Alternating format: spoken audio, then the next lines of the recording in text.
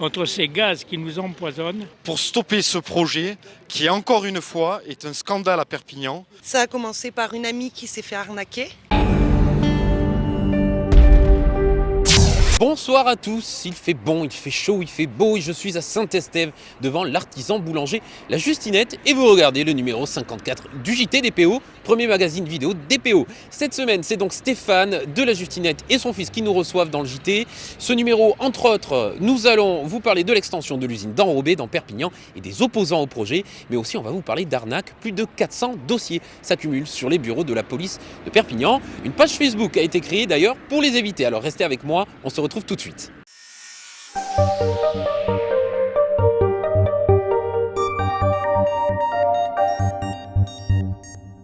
Stéphane, bonsoir. Bonsoir.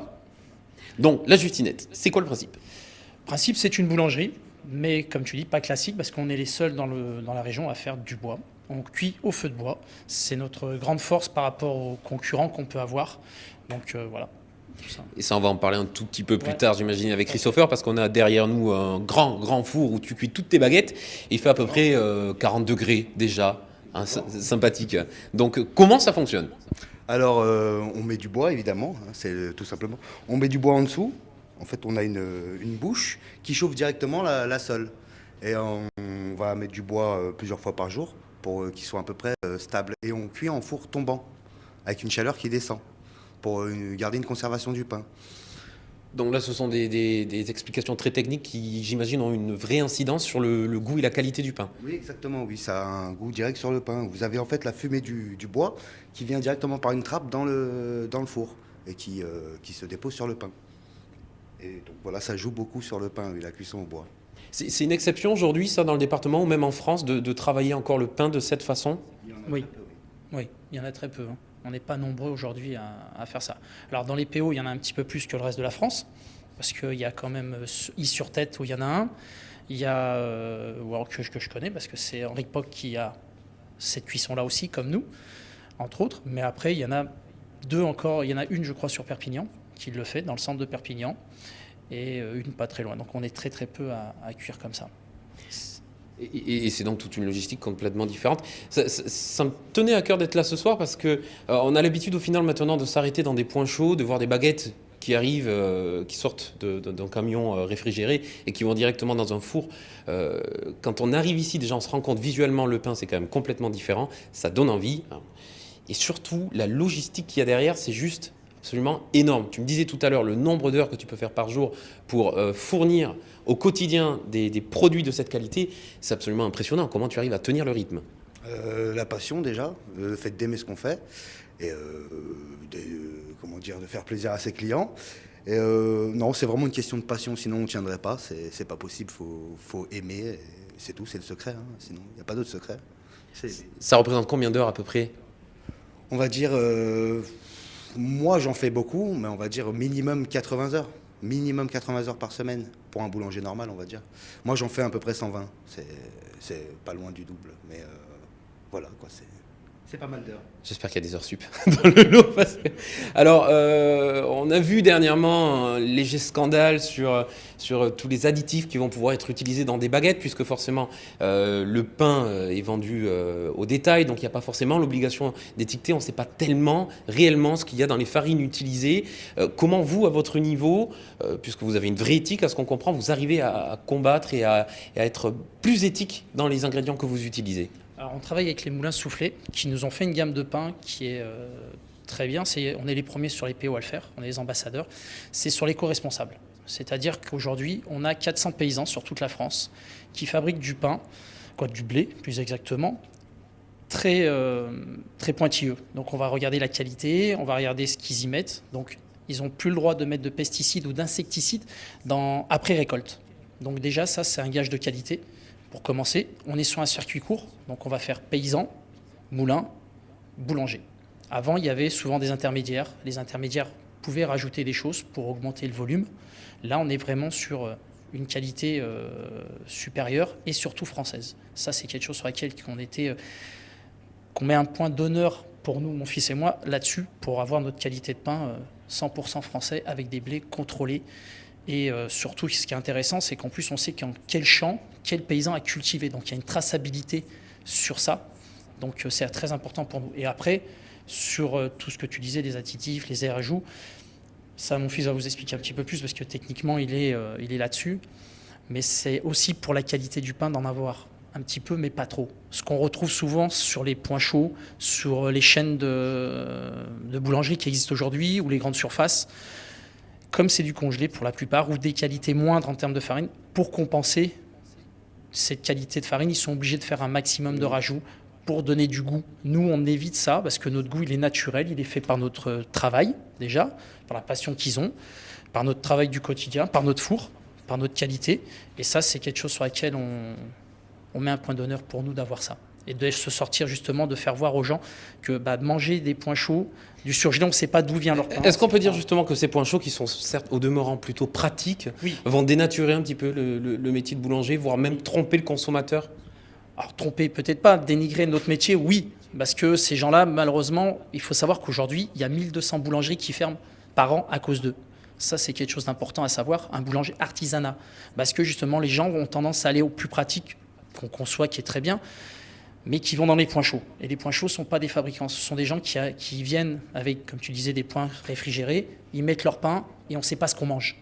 Aujourd'hui, si vous allez chez un artisan, vous savez ce que vous mangez, parce que l'artisan va faire attention à sa farine, à sa provenance, à sa qualité. Donc c'est quelque chose d'important. Il y a un manque d'information de toute manière qui est global, puisqu'il n'y a que quelques jours qu'on a appris qu'on pouvait retrouver 14 additifs dans une baguette. Et je suis le premier coupable, et je ferai l'effort à présent de venir dans un boulanger artisan pour éviter tout simplement de bouffer de la merde, puisque c'est ce qu'on essaie de faire en ce moment, arrêter tous les additifs et tout ce qui va peut-être potentiellement nous tuer. On en reparle un peu plus tard parce que c'est pas fini, on se retrouve quasiment en fin d'émission, mais nous on continue et on va parler du jeu concours de la semaine dernière. Et puis il y en a qui ont gagné 2 forfaits, bravo à eux. 2 forfaits de ski donc à Font-Romeu-Pyrénées 2000. Le tirage a eu lieu cet après-midi et c'est Michael Motillon et Jérôme Salmi qui ont gagné chacun 2 forfaits de ski. Pour les autres, un 3e tirage aura lieu en fin de semaine. Si vous avez participé, ce n'est pas la peine de vous réinscrire. Et si ce n'est pas le cas, eh bien rendez-vous à partir de jeudi sur le site tv4.fr pour participer. Bravo à Jérôme. On passe tout de suite aux informations.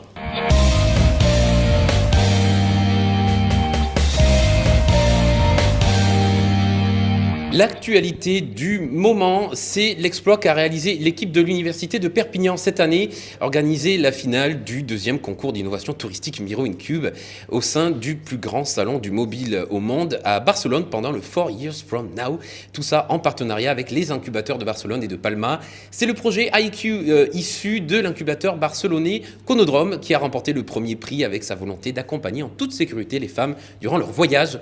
Vous trouverez une série de vidéos du concours sur la chaîne YouTube du journal catalan TV4. On écoute Fabrice Laurenté, le président de l'université de Perpignan. Voilà, donc la finale de Miro Incube 2e édition vient de se terminer au 4 Years From Now. C'est le projet IQ qui a été primé, voilà, magnifique projet issu de Barcelone. Bon, très, très heureux, très fier de cette 2e édition, la mise en réseau, Barcelone, les îles Baléares, Perpignan. Un projet issu de Perpignan et qui atterrit pour la finale dans ce Mobile World Congress de Barcelone. C'est aussi le signe qu'on peut faire beaucoup depuis Perpignan, en réseau, et en travaillant avec tous au bénéfice finalement de ceux qui ont des projets et des idées. Voilà. Donc pleine perspective pour la 3e édition, de nouveaux partenaires, encore un réseau élargi, et vraiment un très beau succès pour cette 3e, et je suis certain que la 4e sera encore mieux.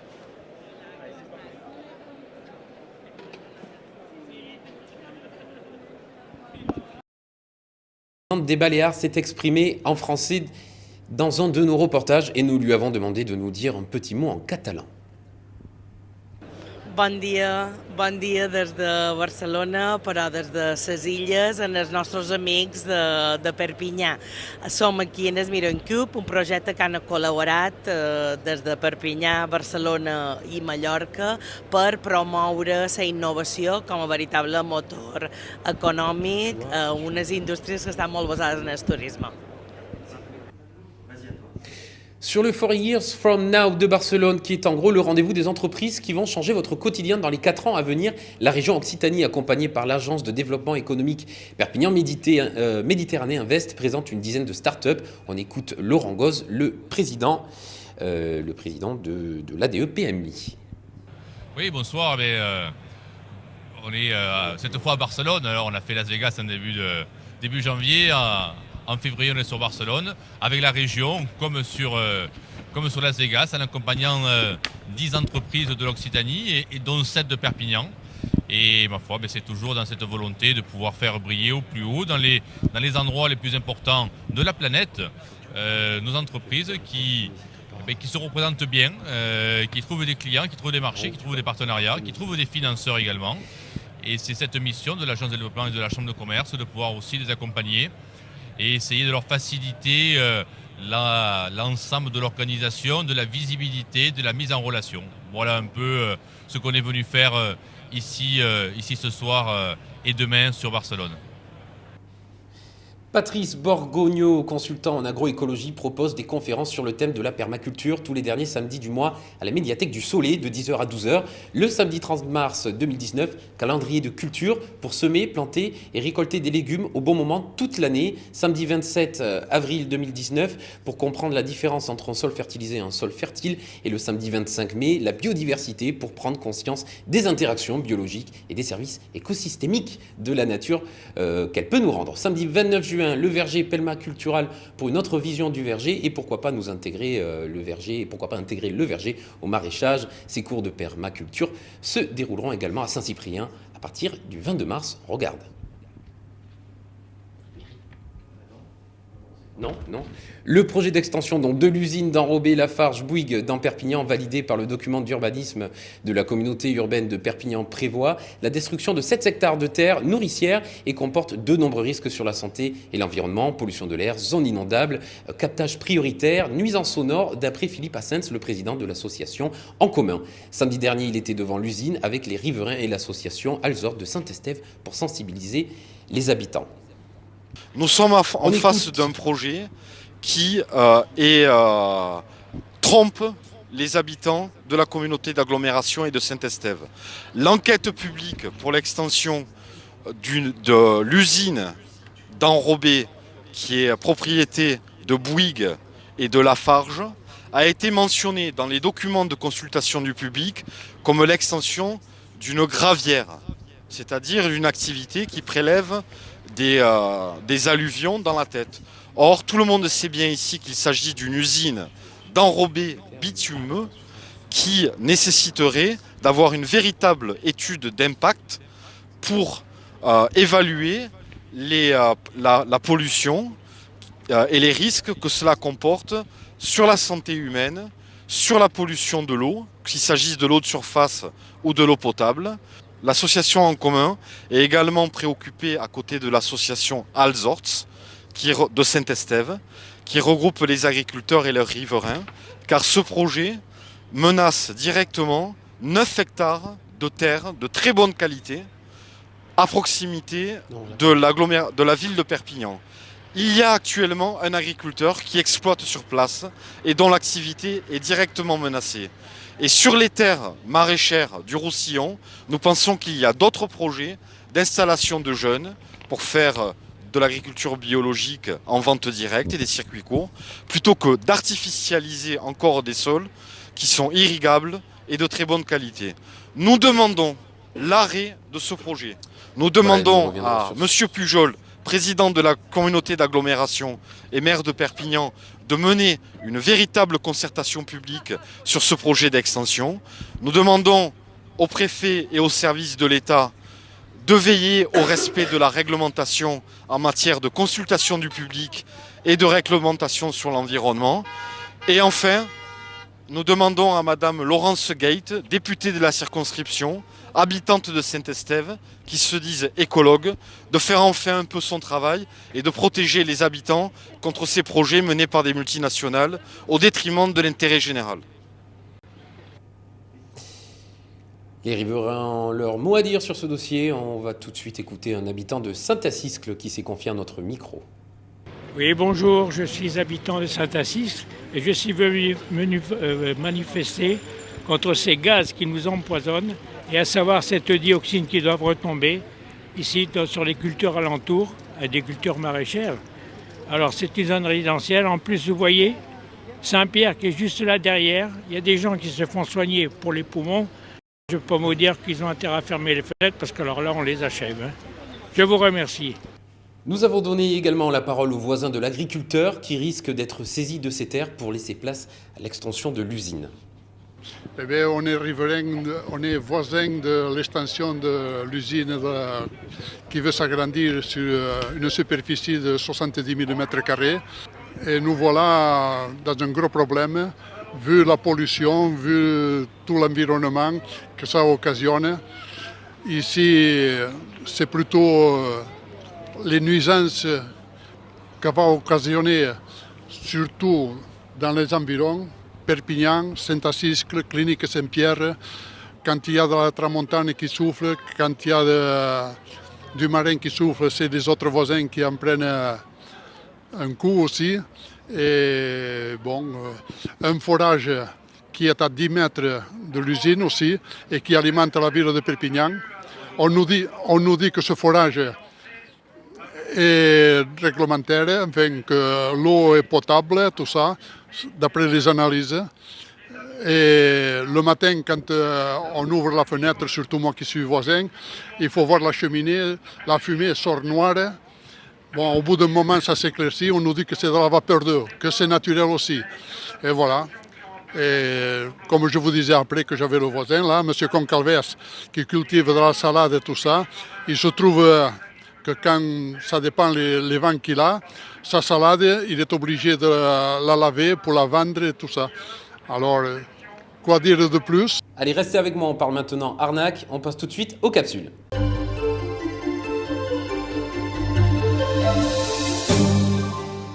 De plus en plus de plaintes sont déposées pour des arnaques, souvent initiées par mail, téléphone ou annonce. Jean-Michel a rencontré Caro Caro, qui a créé une page Facebook pour informer la population et les aider à se sortir de ces arnaques de plus en plus nombreuses.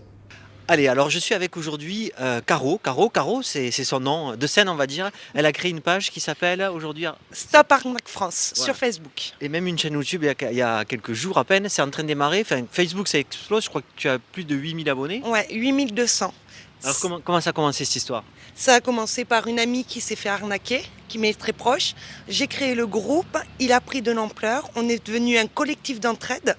Donc les gens se soutiennent, viennent partager ce qu'ils ont vécu malheureusement et on essaie de les orienter au mieux. Donc l'idée, c'est de donner des conseils pour ne pas se faire arnaquer ou quand on est en train de se faire arnaquer, trouver des barrières. C'est ça, et on alerte. Dès qu'on voit une arnaque sur Facebook, Tu on dénonces. prévient, voilà, on dénonce, on prévient Facebook aussi en amont et on essaie de faire fermer les pages, les faux profils. Alors c'est des arnaques sur Facebook ou des arnaques aussi porte à Tous porte? les jours. Tous les jours, toutes sortes de journaux dans la vie de tous les jours. On a des gens qui viennent témoigner qui se sont fait arnaquer pour une construction de garage par une fausse entreprise. En ce moment, par exemple, l'arnaque là, qui tourne là, dont il faut se méfier, c'est quoi? Les animaux, Ouais. les dons aux animaux, c'est infernal. Les arnaques au téléphone. C'est-à-dire, on te propose de te donner un animal? Alors c'est simple, ils vous disent il y a des jolis yoshki à donner contre bon soin. Et tout part de là. Donc les gens contactent en MP. Et là, par contre, après, on vous dit qu'il y a les frais de port parce que c'est cher, l'avion, l'accompagnement, la cage, les vétos, etc. Et puis quand tu as vu le petit chien, après tu peux plus résister, tu vas lui payer un billet d'avion à 1500 €, C'est petit ça. chien, Et etc. puis, etc. Ouais, voilà. Et en plus, ils se servent de moyens légaux pour payer. Ils vous disent allez chercher un Western Union, virement par Western Union, les tickets PCS. Donc tout ça, c'est des moyens que vous et moi, on se sert tous les jours pour telle ou telle transaction. Alors rappelle le nom de ta page parce qu'il faut tous y aller et tous liker, tous Vous abonner, surtout la page YouTube, Ouais, ça nous c'est aiderait des énormément. Stop Arnaque France. Voilà. Vous savez pourquoi je vous dis ça? Parce qu'il y a des gens, c'est leur métier quand même, ils gagnent leur vie sur l'arnaque. Donc ils sont en train de dénoncer cette page parce que ça limite leur business. Vous vous rendez compte un petit peu? Oui, aujourd'hui ils m'ont fermé ma page perso, ils m'ont bloqué, je ne peux plus diffuser, plus passer d'informations à quiconque.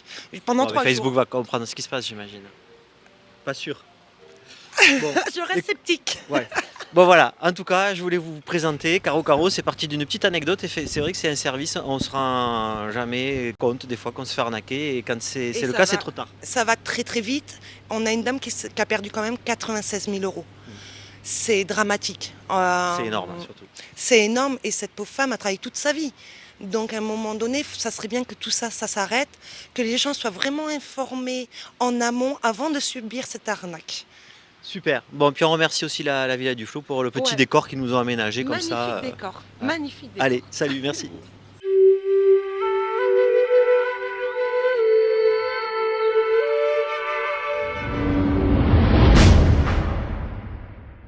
Et nous recevons ce soir notre invité directement sur le plateau pour parler des Misses Méditerranée. Tiffaine, bonsoir. Bonsoir. Tiffaine, vous êtes la directrice adjointe des Misses France, c'est bien ça? Oui, tout à fait. Je suis la directrice adjointe de Misses France et aussi la présidente du comité Misses Méditerranée qui organise l'élection ce samedi à Port-la-Nouvelle à 20h30. Alors on va en parler, mais avant ça on aimerait comprendre. On connaît tous, bien entendu, Miss France, mais qu'est-ce donc Misses France? Alors Misses France, c'est un nouveau comité qui vient de s'ouvrir. On veut représenter l'élégance féminine au XXIe siècle. Et pour cela, on a juste un seul vrai critère qui est imposé. C'est un critère d'âge qui est de 17 ans à 22 ans. Et pour le reste, on n'a pas de critère de taille, pas de critère de poids. Ils peuvent être tatoués, percés, mamans, mariées. Tant qu'elles ont entre 17 ans et 22 ans, elles sont les bienvenues chez nous. L'idée, c'était quoi? C'était de dire on en a un petit peu marre des règles imposées par cet autre comité et se dire après tout, on peut être belle, même si on a des formes, même si on a des rondeurs, même si on a des tatouages. Oui, tout à fait. Chaque femme est unique et tout le monde a sa chance. On peut être petite, grande, costaud, mince, et pourtant on a tous notre chance de représenter l'élégance féminine au XXIe siècle. Elle a démarré quand, cette aventure? Qui l'a initiée? Alors elle a démarré avec deux autres personnes qui m'ont accompagnée, donc Stéphane Maxence qui est le directeur de la journée de la mode à 7 et Adeline qui était dans un autre comité. Et en fait, l'idée nous est arrivée comme ça et on a commencé à préparer pendant 6 mois et on a lancé officiellement l'ouverture en janvier donc de cette année. Et donc se prépare, si j'ai bien compris, samedi à Port-la-Nouvelle, l'élection de la Misses Méditerranée qui ira ensuite en compétition pour le titre France. C'est bien ça? Oui, tout à fait. Elles sont 11 candidates à prétendre au titre. La Misses et la première lady donc s'envoleront directement pour France. Et voilà. On sait où c'est, France? Pour l'instant, c'est secret. On peut pas dire. Oui, allez, je vais le dire. C'est à Port-la-Nouvelle, donc ça sera sur le même lieu que l'élection qui a lieu samedi. Voilà. Pas de suspense, ceux qui sont sur place peuvent rester. Il y aura l'élection de France, donc ça va être parfait. Il y a quoi à la clé? Parce que la finalité, au final, pour une Miss France aujourd'hui, c'est de véhiculer certaines valeurs. Pour Misses France, pour Misses Méditerranée, si elle est élue, Misses France, ça va être quoi sa finalité? Sa finalité, ça va être déjà notre première élue de notre comité à représenter l'élégance féminine au XXIe siècle. Donc déjà, c'est pour nous un grand challenge parce qu'en arriver là où on est en train d'en arriver, c'est compliqué. Il y a des hauts, il y a des bas, il y a des prises de tête même au sein du comité France. Mais au final, on sait ce qu'on veut et la Misses, bien sûr, on va l'aider. Elle partira sur des défilés, on va la faire voyager et elle sera avec nous tout au long de l'année, on la lâchera pas. Et véhiculer des belles valeurs et surtout beaucoup d'éthique et surtout réapprendre qu'un corps humain, il peut être de différentes façons, différentes formes et que c'est quand même très beau. C'est ça? Oui, tout à fait, vous avez tout résumé. Parfait. On parle d'éthique, on parle encore d'éthique puisque ce soir on est à la Justinette à Saint-Estève. Alors si vous ne savez pas où c'est très simple. Vous arrivez de Baou sur Saint-Estève, c'est au premier point, vous ne pouvez pas le rater. Et justement, à la Justinette, on parle éthique, on parle savoir-faire, on parle artisanat et on parle surtout pas d'additifs. Restez avec moi pour la partie 2 de l'interview de Stéphane et de Christopher.